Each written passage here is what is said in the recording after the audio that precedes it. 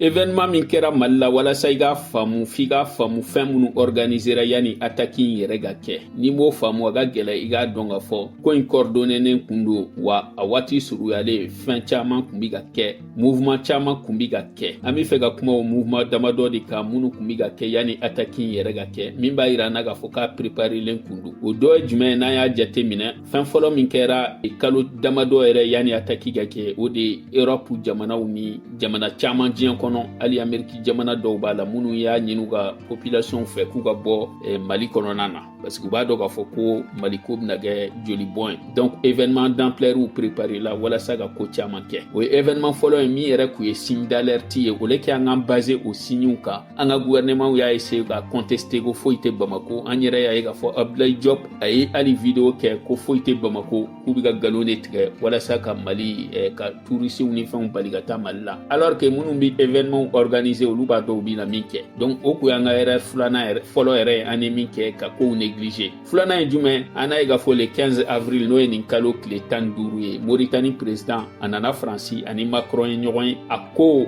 u kumana ko minnu kan a kow ma divulgué u ma da kɛnɛ kan mais an b'a dɔn k'a fɔ ko Sahel kow b'a la Mali kow b'a la. A filanan ye min ye n'an bɛɛ y'a ye média kan n'o ye le 22 avril Umar Marko taara visiter Ranji terow ye alors u kewuyara parce que u y'a kɛ ni fɛɛrɛ de ye i n'a fɔ Umar Marko taara de ka négocier ni mɔgɔ ninnu ye walasa u ka Mali militaires bila alors que a taara min na o kun ye ko wɛrɛ de donc an bɛna ye k'a fɔ Umar Marko ka o action intermédiaire de kun don ka taa ci dɔw lase préparation min n'a impliquera a la hali n'ale ta organisateur ye u y'a impliqué a la wa a yɛrɛ sɔnna fɛnɛ k'i yɛrɛ yira kɛnɛ kan o ye a filanan ye a sabanan ye jumɛn événement wɛrɛ min kɛra le 28 avril kan an bɛna don détail kɔnɔ parce que ko caman wɛrɛ b'o kɔnɔ Emmanuel Macron ye influenceur ou invité bon Mali opposition kun b'a la minnu opposeren don transition na kosɛbɛ donc i bɛna ye k'a fɔ o kɛra le 28 o ka kuma bɛ yɔrɔ jumɛn na o ye média bɛɛ bi ka min fɔ ani Mali yɛrɛ autorités bi ka min fɔ n'an b'a fɔ ko attaque terroriste bɛɛ hakili b'a la k'a fɔ ko attaque terroriste kɛra diɲɛ kɔnɔ jamana caman kɔnɔ i b'a mɛn k'a fɔ ko métro kɔnɔna na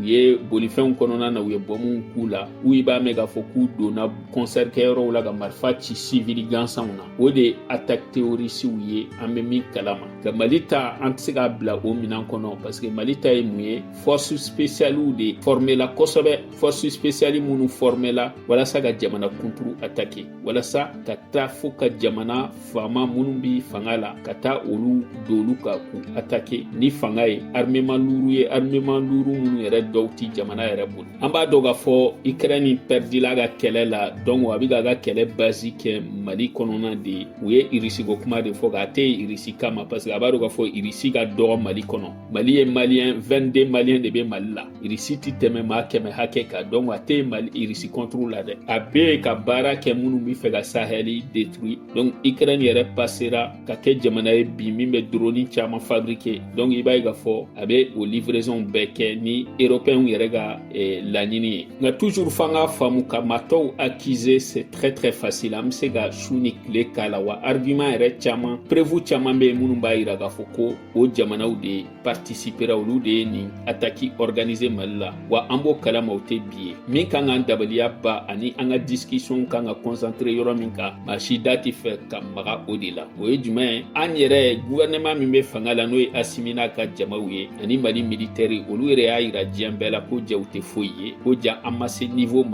min b'a to an bɛ se k'an ka jamana lakana olu de y'a yira fɛnɛ k'a fɔ ko armée montée en puissance min kun fɔra ko tiɲɛ tɛ parce que munna indice caman kun bɛ yen min b'a yira k'a fɔ ko attaque ninnu bɛna kɛ n'a dɔw fɔ k'a dɔ wɛrɛ ye jumɛn ye tuguni mɔgɔ ninnu bɛ ka Bamako entouré depuis kalo joli population yɛrɛ bɛ couler la réseau kan k'a fɔ k'u filɛ nin ye yan u filɛ yan k'an ka gouvernement hali ni mɔgɔw taara se fanga la mɔgɔ min ma bɛɛ b'a f'u ye ko u tɛ fɛn kɛ maa la o waati la u bɛ ka infiltration préparer u bɛ attaque kɛ cogoya o cogoya u bɛ k'a bɛɛ préparer o b'a yira k'a fɔ ko négligence kojugu Mali fanga yɛrɛ ka négligence ani a ma sɔn ka ko in ta sɛbɛ la o de nana ni nin problème ye donc an ye kɛnɛ dayɛlɛ maa ninnu ye walasa u ka don ka na ni gɛlɛya in se jamana ma o kɛra fɔlɔ ye. Filanan kɛra min ye tuguni attaque in kɛlen ni nation bɛ régler kuma caman ni aviation ka wulikajɔw ye k'a n'a ye k'a fɔ jamana mɛnna k'a sɔrɔ aviation foyi ma wuli, jamana mɛnna k'a sɔrɔ aviation foyi ma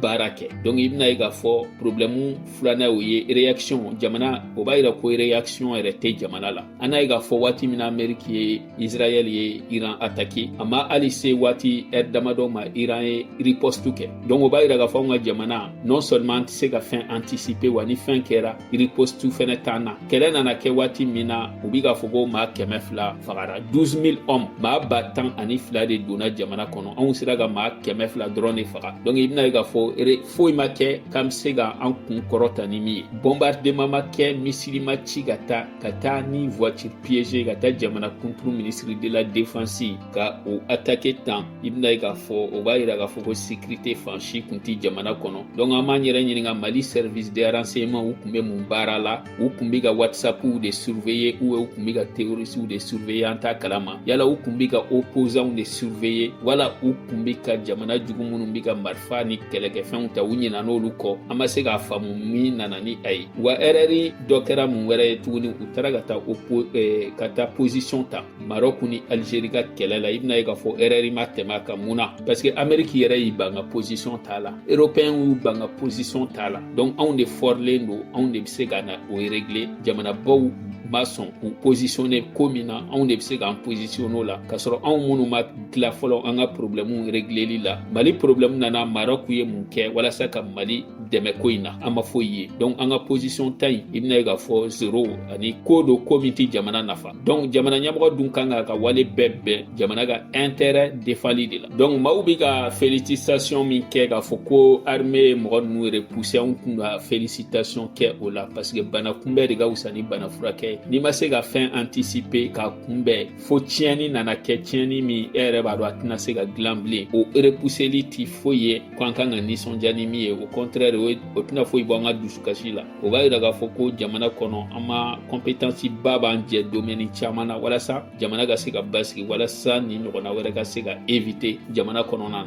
Ba an ɲɛ b'a la k'a fɔ jamana ɲɛmɔgɔw ye décision fɛn fɛn ta ka ta kunun na fo bi, o décision de tilara ka na kɛ masiba ye jamana yɛrɛ ma.